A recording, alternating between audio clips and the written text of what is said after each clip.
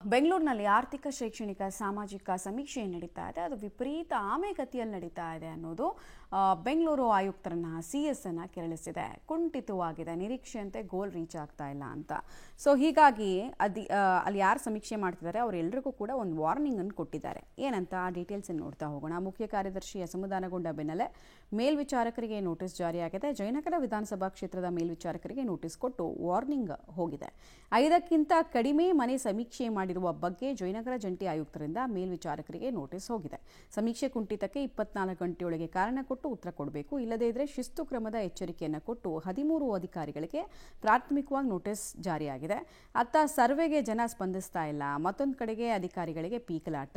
ನಿತ್ಯ 16 ಮನೆಗಳನ್ನು ಪೂರ್ಣಗೊಳಿಸಬೇಕು ಪ್ರತಿ ಸಮೀಕ್ಷೆದಾರರು ಅಂತ ಟಾರ್ಗೆಟ್ ಅನ್ನು ಕೊಟ್ಟಿದ್ದಾರೆ.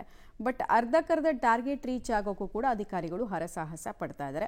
ಸರ್ಕಾರಕ್ಕೂ ಸಮೀಕ್ಷೆ ಕುಂಠಿತ ಬಗ್ಗೆ ಟೆನ್ಷನ್ ಇದೆ. ಅಧಿಕಾರಿಗಳಿಗೆ ನೋಟಿಸ್ ಕೊಟ್ಟಿರುವ GBA ಹಿರಿಯ ಅಧಿಕಾರಿಗಳು.